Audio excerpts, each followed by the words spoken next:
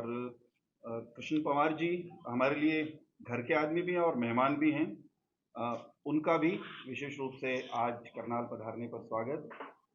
मनोहर जी के नेतृत्व में हरियाणा में भारतीय जनता पार्टी की सरकार के 9 साल पूरे हुए हैं। 1 वर्ष इस कार्यकाल का और शेष है। मुख्यमंत्री जी ने 9 वर्ष पूरे होने पर पत्रकार वार्ता करके प्रदेश भर में जो हमने काम किए उसका विवरण चंडीगढ़ में दिया। आज सांसद जी और हम लोग आप सबके बीच में हैं। 9 साल में हमने हरियाणा में व्यवस्था परिवर्तन के जो काम किए हैं उसकी चर्चा करने के लिए, उसका जिक्र करने के लिए सबसे महत्वपूर्ण बड़े बड़े परिवर्तन जो कुछ हुए हैं हरियाणा में, उनकी बहुत विस्तृत जानकारी हम सांसद महोदय से सुनेंगे, जानेंगे। लेकिन कुछ चीज़ें जो बिल्कुल आपको, हम सबको दिखाई देती हैं, हरियाणा के साधारण नागरिक ने महसूस की हैं, एक दो बिंदुओं का जिक्र मैं भी आपके सामने करूंगा। हम ये कह रहे हैं कि हमने राजकाज का सिस्टम, राजकाज की संस्कृति हरियाणा में बदल डाली है इन 9 सालों में।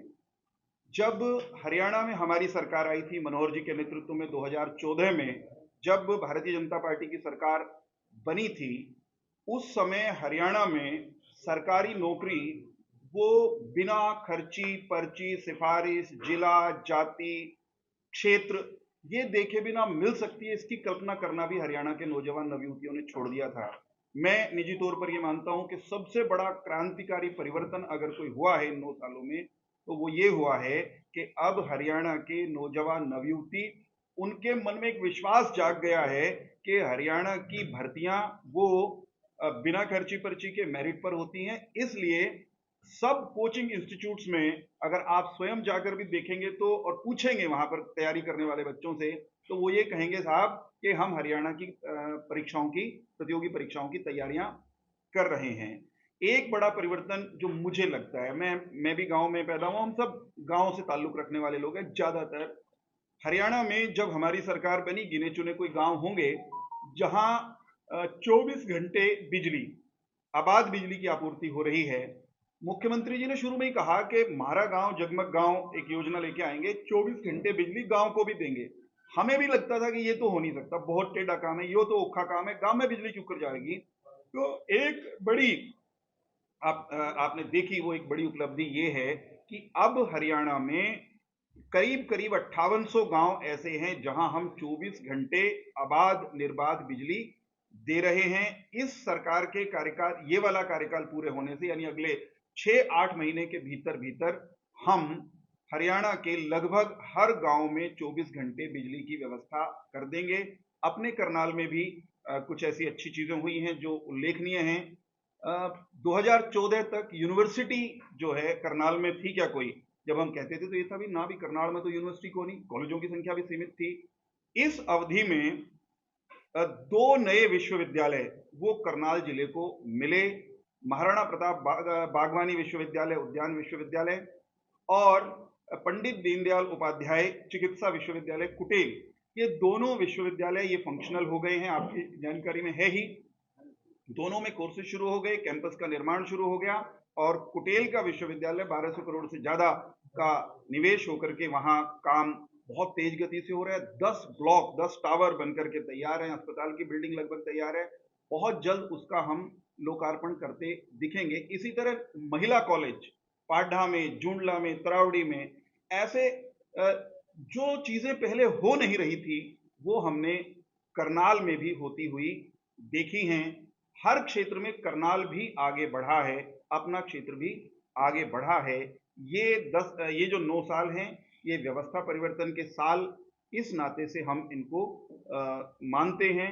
और अगले 1 साल के दौरान जो चीजें अभी रह गई हमसे, हमने कही हुई हैं, हमने जिनकी कल्पना की हुई है, वो सारे काम हम तीव्र गति से करने वाले हैं। और उसमें एक जो अंतिम बात मैं कहूंगा कि 1,10,000 नौकरियां हमने अब तक दी हैं इन 9 सालों में। मुख्यमंत्री जी ने कहा है 60,000 और रेगुलर भर्तियां हम इस साल में कर लेंगे। कांग्रेस के 10 साल से 2 गुनी नौकरियां जब हमारे 10 साल पूरे होंगे तब तक हम दे चुके होंगे। मैं सांसद महोदय से अनुरोध करूंगा कि वे जो अन्य महत्वपूर्ण बिंदु। बंद करा दे भैया, ये वो टीवी भी 2 मिनट आवाज कम कर दे उसकी, फिर डिस्टर्बेंस हो जाएगी। नहीं नहीं बंद नहीं, मतलब किशन आवाज कम कर दे बस, ठीक है।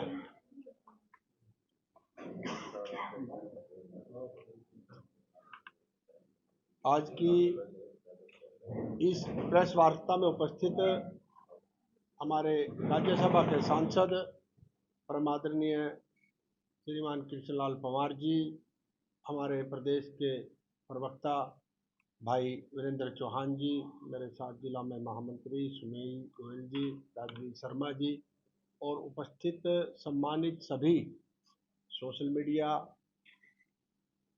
Electronic media. और प्रदेश में 9 साल पूरे हो चुके हैं। 27 तारीख को हरियाणा प्रदेश के 9 साल पूरे हुए थे। तो पार्टी संगठन ने फैसला लिया था कि पूरे 22 के 22 जिला में जो 9 साल की हरियाणा सरकार की गतिविधियां हैं, केंद्र सरकार की अचीवमेंट है, प्रेस कॉन्फ्रेंस के माध्यम से सभी साथियों ने ड्यूटी लगाई थी। तो मेरी ड्यूटी करनाल की थी, लेकिन माननीय मुख्यमंत्री जी का कल पंचकुला में कार्यक्रम था जिसमें मेरी ड्यूटी थी। मैं वहाँ पर इसलिए मैंने आज की रखी थी। मैं इसके लिए आपसे क्षमा याचना चाहूँगा। तो साथियों, देश के प्रधानमंत्री नरेंद्र मोदी जी जब 2014 में आए और 9 साल के कार्यकाल में माननीय मनोहर लाल जी उनके पद चिन्हों पर चलकर योजनाओं को लेकर के प्रदेश में पूरा विकास कराया। लेकिन नरेंद्र मोदी जी ने चाहे आर्थिक दृष्टि से जो हम 15वें स्थान पर थे, आज हम 5वें स्थान पर हैं। पहचान की दृष्टि से G20 करके ये साबित कर दिया कि 20 देशों की प्रधानगी नरेंद्र मोदी जी ने की। और महात्मा गांधी जी की जो समाधि के ऊपर 27 देशों के राष्ट्रपति और प्रधानमंत्री आते हैं, तो वहाँ पर नरेंद्र मोदी बीच में होते, इससे ज़्यादा हमारी क्या पहचान होगी। तो इसलिए हमारे माननीय मनोहर लाल मुख्यमंत्री ने भी हरियाणा प्रदेश में बहुत के विकास कराए हैं। जिस प्रकार से हमारी गरीब कल्याण योजना, जो कोरोना काल था, तो देश के प्रधानमंत्री नरेंद्र मोदी जी ने एक बात कही थी कि देश का जो गरीब आदमी बहुत चिंतित था, कहा था कि हमें रोटी लॉकडाउन में कहाँ से मिलेगी। प्रधानमंत्री ने कहा था कि सबसे पहले गरीब आदमी के पेट में रोटी जाएगी, नरेंद्र मोदी के बाद में जाएगी। तो हरियाणा सरकार ने भी 27 लाख परिवारों को 5 किलो प्रति व्यक्ति के हिसाब से राशन देना काम किया। और देश में नरेंद्र मोदी जी ने 80 करोड़ लोगों को कोरोना काल से आज तक वो राशन दे रहे हैं। इसी परिवार से हमारे हरियाणा में परिवार पहचान पत्र बनाए, जिसमें 43 लाख लोगों ने घर बैठे 397 योजनाओं का लाभ पाया है। ये ऑथेंटिक जो आंकड़े बताऊंगा, ऑथेंटिक होंगे 100% आपके सामने। इसी प्रकार से पीएम जन आरोग्य योजना, आयुष्मान भारत कार्ड, इसमें पूरे देश के अंदर प्रधानमंत्री जो गरीब आदमी था, जो करोड़ों लोग पैसे के अभाव की वजह से मृत्यु हो जाती थी, इलाज नहीं करा पाते थे, लेकिन 5 लाख का आयुष्मान भारत कार्ड देकर के करोड़ों लोगों की जान बचाने का काम प्रधानमंत्री ने किया। और उसी में हरियाणा प्रदेश में 5 लाख बीमा लोगों का हुआ और 30 लाख परिवारों ने इसका लाभ उठाया हरियाणा प्रदेश में। इसी प्रकार से जल ही जीवन मिशन है, तो देश में लगभग 11.7 करोड़ घरों में नल से जल दिया गया है, जबकि हरियाणा प्रदेश में इसमें 30 लाख परिवारों को हमने नल से जल दिया है और अब भी कार्य चल रहा है। हमारा गांव जगमगांव, जैसे कि चौहान साहब ने बताया कि लगभग 5800 गांव के अंदर 24 घंटे बिजली जारी है। मैं आपकी जानकारी लेकर बताता हूँ, जब 2014 में प्रधानमंत्री नरेंद्र मोदी जी बने, तो माननीय मुख्यमंत्री के पास पावर डिपार्टमेंट था, उनको मैं विधानसभा में रिप्लाई देता था। मुख्यमंत्री मुझे दिल्ली पावर डिपार्टमेंट की मीटिंग में जाने का, मैं ही जाता था। हमारे पीयूष गोयल मंत्री थे, पावर मिनिस्टर थे। तो उस टाइम आंकड़े ये थे कि पूरे देश में 18,000 ऐसे गांव थे जो बिजली से नहीं जुड़े हुए थे। तो प्रधानमंत्री ने टारगेट दिया कि 1 साल के अंदर पूरे देश में 18,000 गाँव में बिजली दी जाए। तो 1 साल के अंदर साथियों 18,000 गाँव में बिजली देने का काम किया था। इसी प्रकार से हमारे प्रधानमंत्री स्वामित्व योजना, गांव में जो लाल डोरा है, बहुत झगड़े होते थे, लाखों लाखों केस आज हरियाणा प्रदेश के अंदर कोर्टों के अंदर चल रहे थे, लेकिन माननीय मनोहर लाल जी ने देश में पहला प्रदेश हरियाणा प्रदेश में, जिसमें 25 लाख परिवारों को मालिकाना हक देने का काम हमारे माननीय मनोहर लाल जी ने किया। इसी प्रकार से बेटी बचाओ बेटी पढ़ाओ पानीपत में प्रधानमंत्री जी आए थे, तो इन लोग ये सोचते हैं भाई पानीपत दिल्ली के नज़दीक था, प्रधानमंत्री ने इसलिए कार्यक्रम रखा। भाई ऐसा नहीं था कि पूरे देश में सबसे ज़्यादा जो खराब हालात लिंग अनुपात की थी वो हरियाणा प्रदेश की थी।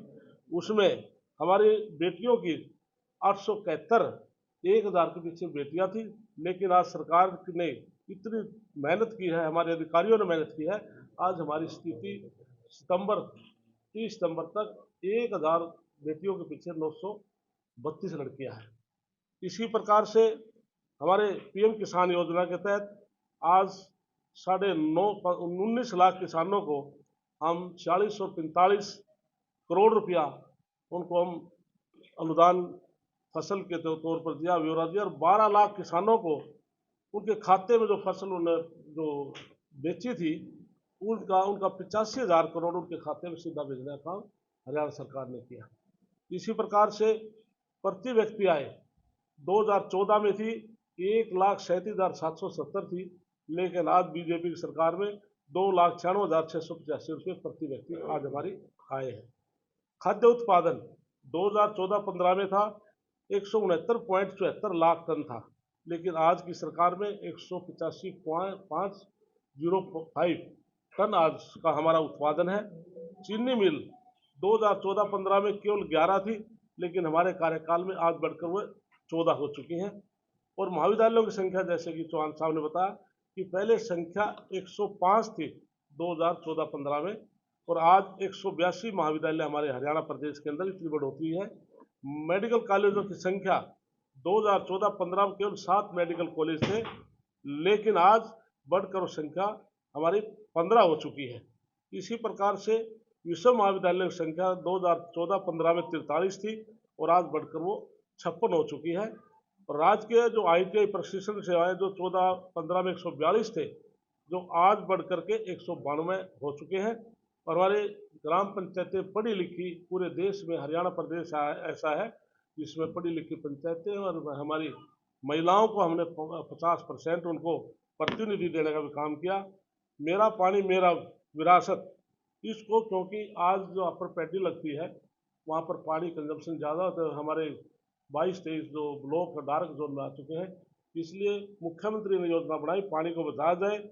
इसके लिए मुख्यमंत्री जी के एफर्ट से 71,000 एकड़ ऐसी पैडी एरिया है जिसमें लोगों ने एक्सिस प्रदेश में दोबारा फिर भारतीय जनता पार्टी की सरकार रिपीट होगी। और संगठन ने कल हमारे नायब सैनी को हमारा प्रदेश अध्यक्ष बनाया है। हम संगठन का बहुत बहुत धन्यवाद करते हैं, क्योंकि भारतीय जनता पार्टी एक संगठनात्मक पार्टी है। 18 करोड़ कार्यकर्ता हमारे पूरे देश में है, और मैं विशेष तौर से ओम प्रकाश धनखड़ का इस बात का धन्यवाद करूंगा जिन्होंने पूरे देश में हर पन्ने के ऊपर पन्ना प्रमुख करके ये साबित कर दिया कि हरियाणा प्रदेश का जो संगठन है बहुत मजबूत संगठन है, और जिन्होंने लगभग 75 हल्कों के अंदर पन्ना प्रमुख सम्मेलन भी किए। तो आज बहुत वो काम करके गए। तो नायब सैनी भी एक संगठन का कार्यकर्ता है, और निश्चित तौर से पूरा प्रदेश के सभी साथी पार्टी को मजबूत के लिए हम नायब सैनी का भी उनका साथ देकर उनको मजबूत से आगे प्रदेश को बढ़ाएंगे। मैं आप सबका बहुत बहुत धन्यवाद करता हूँ। जो ये कार्य गिनवाए हैं, ये उपलब्धियां थी या इन लोगों से किए हुए वादे थे सरकार आने से पहले? इसके लिए सरकार की ये उपलब्धियां हैं, ये सरकार एनालिसिस करती है कि आज जनता क्या चाहती है। इसी प्रकार से माननीय मुख्यमंत्री ने जन संवाद शुरू किए हैं। सभी मेंबर पार्लियामेंट, मिनिस्टर, MLA गांव के अंदर जा रहे हैं। तो उसमें जो लोगों की जो डिमांड हो, तो नीचे की अचीवमेंट जो लोग जो चाहते हैं, बहन जी आओ, लोगों की जो मूलभूत जो सुविधाएं हैं सरकार तक पहुंच के तो समय समय पर माननीय मुख्यमंत्री जी रिव्यू करके इन चीजों को लागू कर रहे हैं। हर साल 2 करोड़ नौकरियां देने का वादा किया गया था, उसमें कितने आंकड़े अब तक हुए? 1,10,000 दे चुके हैं, 60,000 बहुत जल्दी हम भर्तियां शुरू कर रहे हैं। तो जैसे चौहान साहब ने कहने कि आप भी ये खुद आपका मन भी ये मानेगा कि पिछली सरकारों में और इस सरकार में नौकरियों में कितना फर्क है। आज योग्यता के आधार पर नौकरियां दी जा रही है। युवाओं के लिए तो काफी मुश्किल है। अभी 2 दिन पहले भी पंचकुला में किसानों ने एजुकेशन किया, वो कौन है? ऐसे प्रजातंत्र में जो किसान वर्ग है, कोई व्यक्ति हमको अपनी बात कहने का अधिकार है, लेकिन प्रधानमंत्री नरेंद्र मोदी जी ऐसे देश के प्रधानमंत्री जिन्होंने कहा था कि हम स्वामीनाथन आयोग की रिपोर्ट को लागू करेंगे, हम किसान की लागत मूल्य का 2 गुना देंगे। कम से कम 10, 13, 14 ऐसी फसलें हैं जिनका 1.5 गुना 2 गुना रेट किया जा चुका है। और माननीय मुख्यमंत्री ने भावांतर भरपाई नाम से एक योजना शुरू की है कि सभी सब्जियों के रेट तय किए गए हैं, भाई इससे कम बिके तो सरकार देगी। और इसी प्रकार से किसान का चाहे ओलावृष्टि से, आगजनी से, प्राकृतिक के प्रकोप से, फ्लड से, किसी कारण से किसान की फसल बर्बाद हो जाती है तो पहले की सरकारों में केवल 6,000 रुपये प्रति एकड़ मिलता था, लेकिन माननीय मनोहर लाल जी सरकार ने 12,000 रुपये प्रति एकड़ के हिसाब से मुआवजे थे, बल्कि 15 कर दिया, 15 कर दिया जाए। सर, गृह मंत्री अनिल विज ने 372 जो पुलिसकर्मी हैं उनको सस्पेंड करने के आदेश जारी किए, उसको किस दिशा में? इसमें लाइन ऑर्डर मेंटेन करना बहुत जरूरी है कि क्योंकि जो दरखास्त देकर जो न्याय चाहता है समय पर उसको न्याय मिले। इसमें जैसे प्रकार से उन्होंने फीडबैक लिया है, जो केसेस वगैरह जो आईओ थे उनके पास जो पेंडिंग थे, जो चालान टू कोर्ट नहीं हुए थे या उनकी जो इंक्वायरी पूरी नहीं हुई थी, इस प्रकार के वो केस थे, तो गृह मंत्री जी ने पूरी जानकारी लेकर ही एक्शन लिया। सर, पुलिस थानों के अंदर पुलिस मनोहर लाल जी भेजना था। सर, आपको लगता है कि इस समय जो हरियाणा में सर इसके बारे में क्या करें? इसके लिए बिल्कुल आपने अच्छा सवाल किया कि 10 साल बाद जाति जनगणना होती है कि 21 में होनी चाहिए थी, 2011 में हुई थी। मैंने खुद पार्लियामेंट के अंदर मैंने ये स्पेशल मेंशन लगाया था, तो 2 बार मेरा मंजूर हुआ था, लेकिन विपक्ष के उसके कारण से वो हो नहीं पाया था। लेकिन मैं एक स्पेशल मेंशन तो पहले बोला भी मैंने, जिसमें स्टार्टिंग में कहा था, पहले स्पेशल मेंशन में लगा था, उसमें बोला था मैंने 2010 में जनगणना हुई थी, आज 22 हो चुका है। तो इसमें एक तो कोरोना काल का समय में 2-2.5 लाख नहीं हो पाई थी, इसलिए आज पूरे देश में जनगणना का काम अब शुरू स्टेट वाइज होगा। और जिससे और केंद्र की सरकार ने हमने पार्लियामेंट में, राज्यसभा और लोकसभा में हमने 33% बहनों को, हमने लोकसभा में और हमारे राज्यसभा, विधानसभा सभी 33% का आरक्षण देने का काम किया। राज्यसभा तो कंटिन्यू चलती है, लोकसभा और विधानसभा। सर, जिस प्रकार से वीरेंद्र सिंह तोमर का एक काफी बयान चल रहे हैं, वो काफी बोल भी रहे हैं कि जसपा के साथ गठबंधन नहीं होना चाहिए, हम सक्षम है, और भी काफी बयान वो दे रहे हैं, क्या करेंगे? इसके अंदर कोई भी नेता है अपनी मन की बात को बोल सकता है, कह सकता है। तो इसमें वीरेंद्र सिंह बहुत हमारे वरिष्ठ हमारे नेता है, और मेरे तो फूफा लगते हैं, मेरे गांव में ब्याह रखे हैं, तो इसलिए मैं अपने फूफा के बारे में ज़्यादा जानता हूं। तो इसलिए हमारे जो वरिष्ठ नेता है तो अपनी बात तो कह लेते हैं। फूफा को तो विशेष अधिकार है, विशेष अधिकार है, इसलिए मैं अपनी फूफा की बात को ज़्यादा कंट्राडिक्ट नहीं करूँगा। सर, सीबीआई और ईडी बीजेपी के इशारों पर चलती है, ऐसे विपक्ष पार्टियां कहती हैं। क्या कहते हैं बहन जी? सीबीआई और ईडी बीजेपी के इशारों पर चलती हैं, ऐसा विपक्ष पार्टियां कहती हैं, तो क्या कहना है? इसके लिए बहन जी आपने सवाल किया कि भारतीय जनता पार्टी ऐसी पार्टी है, गलत काम करने वाला चाहे पार्टी पक्ष का है, चाहे विपक्ष का है, चाहे कोई व्यक्ति है, जो गलत काम करेगा तो उसकी ईडी इंक्वायरी तो अवश्य होगी। ये प्रधानमंत्री नरेंद्र मोदी जी का उनका अपना मिशन है, ना मैं खाऊंगा ना मैं खाने दूंगा। इसलिए ऐसे लोग जो जिन्होंने इस प्रकार के घोटाले किए हैं, आज उनकी इंक्वायरी हो रही है, तो वो विपक्ष का नाम जोड़ करके अपने आप को बचने की कोशिश करते हैं। तो उनके प्रधानमंत्री से मुख्यमंत्री जी हैं, इनका एक है कि कोई व्यक्ति हो, चाहे कोई पार्टी का हो, चाहे कोई व्यक्ति हो, जो कोई गलत काम करेगा तो निश्चित रूप से उसकी इंक्वायरी होगी। एक क्षण के लिए एक बात जोड़ना चाहता हूँ मित्र, मुख्यमंत्री ऐसी पार्टी है, जब चुनाव आते हैं तो ये विशेष तौर से हम जाति पाति बांटने की कोशिश करते हैं। मैं बार बार कहता हूँ, जिस प्रकार से हमारी 4 दिशाएं हैं, पूर्व, पश्चिम, उत्तर, दक्षिण, इनके 4 मुख्यमंत्री होते हैं। एक दिशा में हमारे भूपेंद्र हुड्डा मुख्यमंत्री है, दूसरी दिशा में रणदीप सुरजेवाला मुख्यमंत्री है, एक तरफ कुमारी शैलजा मुख्यमंत्री है, उधर से किरण चौधरी मुख्यमंत्री है। इनकी केवल मुख्यमंत्री की लड़ाई रहती है, इनका जनता से कोई लेना देना नहीं। जब चुनाव होगा तो निश्चित तौर से भारतीय जनता पार्टी खुद होगा। सीएम तो आपने बता दिया, डिप्टी सीएम की विचार की बात होती है, इसलिए केवल जनता को गुमराह करने की बात है। जाति पाति में बांट करके वोट हासिल करने की वो कोशिश करे, लेकिन जनता बहुत समझदार है, जनता समझ चुकी है कि देश को आगे कौन ले जा सकता है। आज देश के हर नागरिक के एक ही बात है भी, आज देश को आज कोई तो सुरक्षा की दृष्टि से या पहचान की दृष्टि से आज देश को आगे बढ़ा सकता है। तो 15वें स्थान से 5वें स्थान पर लेकर आना ये नरेंद्र मोदी जी की मेहनत है, और उनका लक्ष्य है अगली योजना में 2003 में हम इसको हिंदुस्तान को तीसरे स्थान पर लेकर आएंगे। हरियाणा का एजुकेशन सिस्टम कैसे